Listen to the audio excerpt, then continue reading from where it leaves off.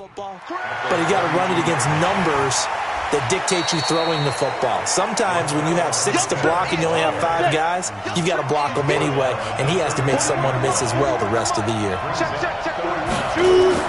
Trying to pick it up with Armstead. And he will have a first down here at about the 40. Officially a gain of just a yard there, but they do convert on 3rd and inches.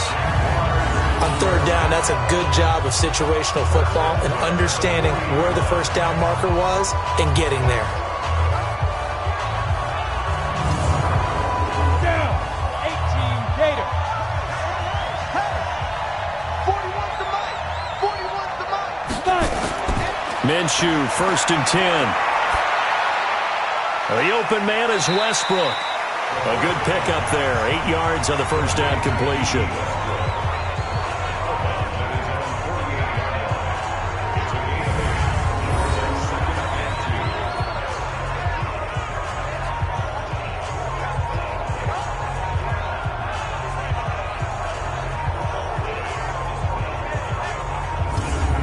Facing a 2nd and 2 after that last catch, good for 8 yards. On the run, it's Fournette. And he is met quickly in the backfield. Down he goes, folded like a lawn chair. The tally there, -2 yards, brings up 3rd down. We've become so accustomed to it, you sort of take it for granted. You really do, but he is so good that every team in his division every year is trying to make sure they draft people charged with trying to block J.J. Watt. So far, hasn't been too successful. Back to you. I'm going back to you. Mike. From the gun, Minshew to throw. And that is incomplete.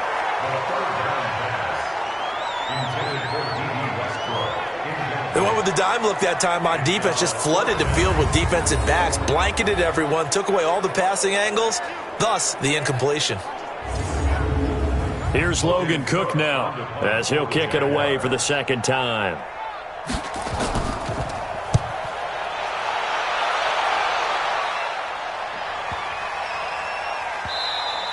And this one hits at the 1, continues on into the end zone for a touchback. And let's shift our attention to Will Fuller. He's the star wide receiver, and he's doing his thing so far here into the 2nd quarter. And how you get distinguished as a star is each and every week performing to a high level no matter what they throw at you, because you're always wanting to take him out of the game if you're a defensive team. How do you press him, double him, triple him, all those things? But the best players show up each and every week, solid games and some spectacular ones. And he has showed up time and time again. Meanwhile, they take a shot to start the drive, but this is going to wind up incomplete. Back to the air, Watson on 2nd down. He finds Randall Cobb on the completion. They'll wind up getting 10 back as that sets them up for 3rd down. The last catch nearly got him a first, but it did not, and they'll try to convert on 3rd and inches. And he's able to get the first before he's taken down at the 36. Give him 6 yards in the first down. That's about what you would expect since they're so efficient on picking up 3rd downs in the top 5 in the NFL. It's all a mindset, and I guarantee you, it started in the offseason. 3rd down's important to them. They find a way to pick them up at a very good clip. So from the 36 now, 1st and 10.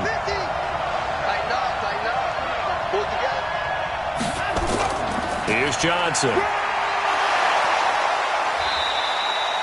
It's a 6-yard gain on the ground, and that'll make it 2nd and 4.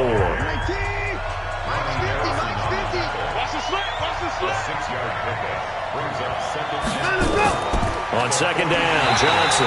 And not much there at all. Maybe a yard up to the 43. The Texans on 3rd down. They've been good, 3 for 4 thus far. This time it's 3rd and 3. Here's Watson. That's caught by his tight end, Jordan Akins. And he takes this one down almost all the way to the 30. 25 yards that time. They brought in a heavy set on 3rd down, and that usually means running play, but we have seen them throw out of that formation. And sure enough, they snuck the tight end out on that one, wound up hitting him for a first down.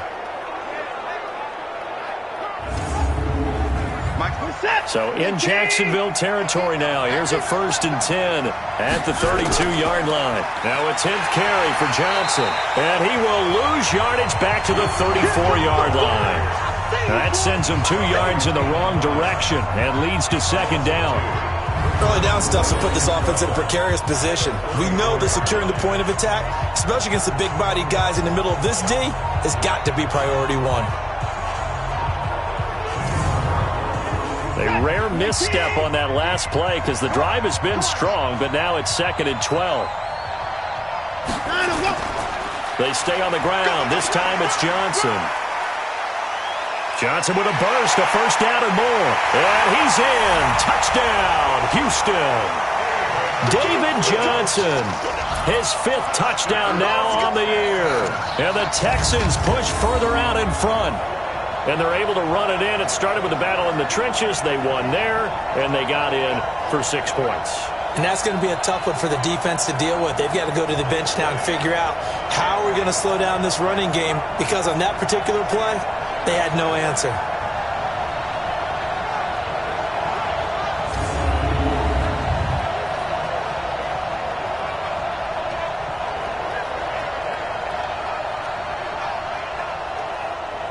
On for the PAT, Kaimi Fairbairn.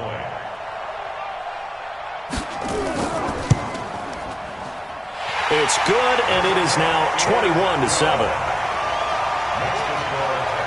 So an 8-play drive covering 80 yards. And it's David Johnson who provides the capper as he scores on the touchdown run. The kickoff team on the field now as they will send this one away. This is fielded at the goal line. And he'll take this across the 25, couple extra yards up to the 27-yard line.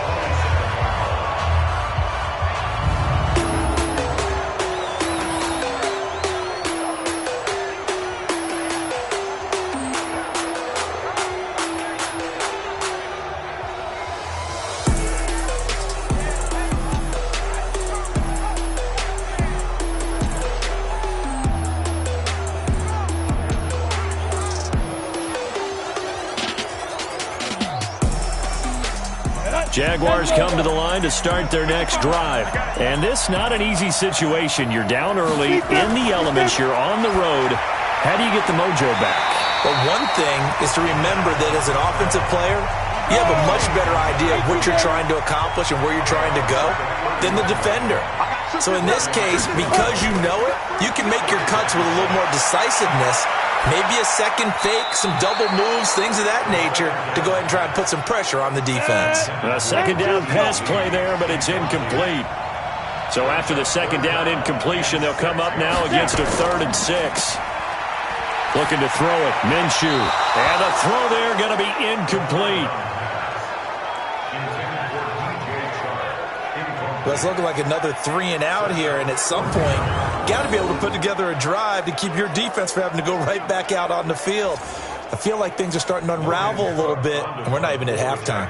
Here's Logan Cook now as he's on to punt for Jacksonville. He's been a busy man here in this first half as he gets it away. This is taken at the 18. The field flipper there, a 47-yard punt coupled with a loss on the return. And possession will switch hands, 1st and 10. And now let's look at David Johnson. The passing game, they've had more success there than the running game. Maybe something they game plan for. How come they didn't tell us about it? Because they wanted to keep it a secret. We did ask, didn't we? But I think what happened in this one is they've realized that they've established the run pretty well, and teams are going to key on that. They thought they could open it up and have success through the air, and that's exactly what's going on. Yeah, they've had success at least so far here in the 2nd quarter. And he'll get this up to the 30-yard line. 2 minutes remaining in this first half of football. Coming up at halftime, I'll go from one personality, that's you, Charles Davis, to another one in Orlando, the coach. He'll have stats and scores from around the NFL. You and Jonathan Coachman, both larger than life. No doubt about it. But you're stuck with me in this booth, yes, and he's miles away and smiling. And happy. Now this one over the middle into the hands of his tight end, complete. And he's brought down at the 34. Call it a gain of 4. 4 yards on that last completion, so that sets up 2nd and 6. Now a throw downfield is taken in by his running back. And they'll get this well past midfield before being stopped just before the 35.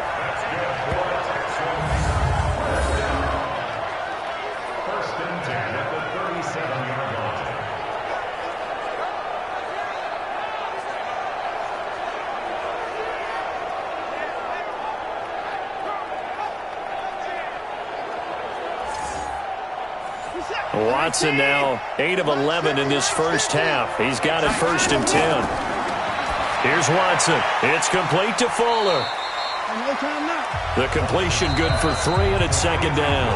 Now the Texans will burn the first of their timeouts as they'll stop it with just over a minute to go before halftime. That first down completion only netted him 3. 2nd and 7. Watson looks to throw again. And he fires one that's intercepted. Picked off by Rashaan Melvin. And he's going to get this one to the 23-yard line. And Brandon, the passing game for both of these teams is going to be affected as the game goes along. It's not looking like the rain's going to let up anytime soon. So that might mean a few more wobbly passes and wide receiver slips. And this one winds up getting intercepted.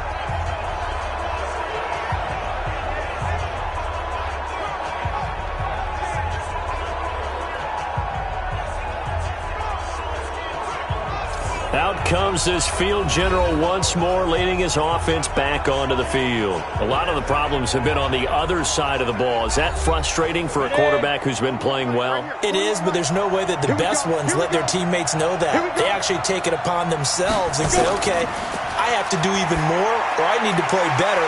Maybe even say I put my defense in a bad spot. That's what true leadership shows you. Yeah, well, he doesn't need to change much personally. From all the way up at the 38 now after a good start to the drive. He'll look to throw. That's to his running back, Leonard Fournette.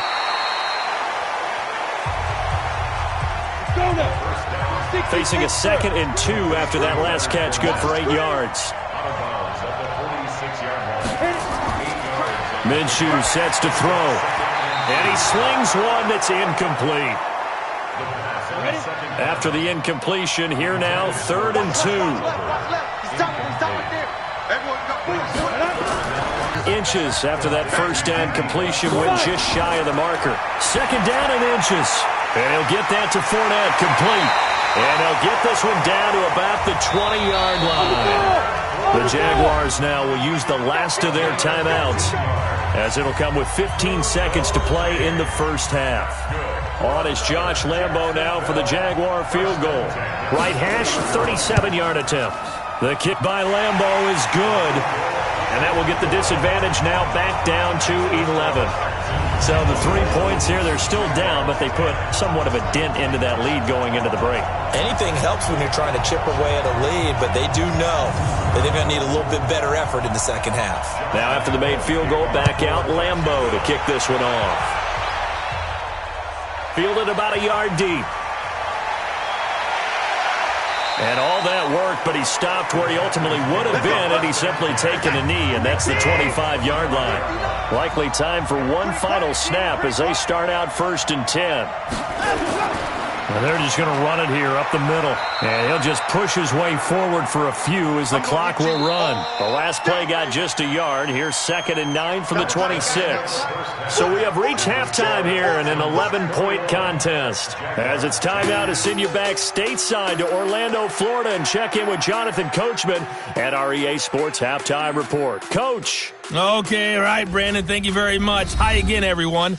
Let's get you caught up with what's going on around the NFL as we are officially into the second half of the season.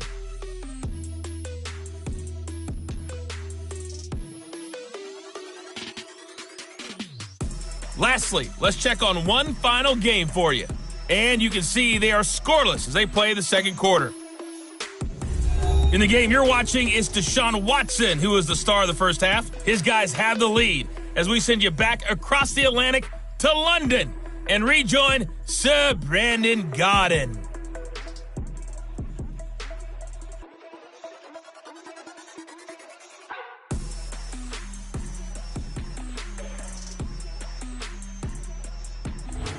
All right, Coach, thank you, and we welcome everyone back for quarter number 3. As they say here in London, all to play for as we are back underway in the second half. And no run back here. This will be a touchback, and it comes out to the 25-yard line. And now out comes Houston. They built a good first-half lead. Now they have a chance to add on to it. And what I'm thinking is that the offensive staff spent the entire halftime just working with them on, here's what we think they're going to do to attack us in the second half. Nice first half that we've had, guys, but be prepared for some change-ups.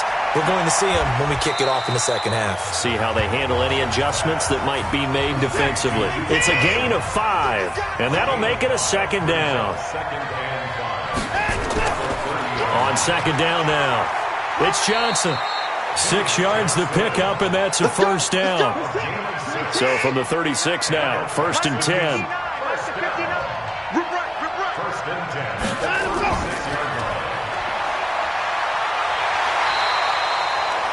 A good pickup of 6 there on 1st.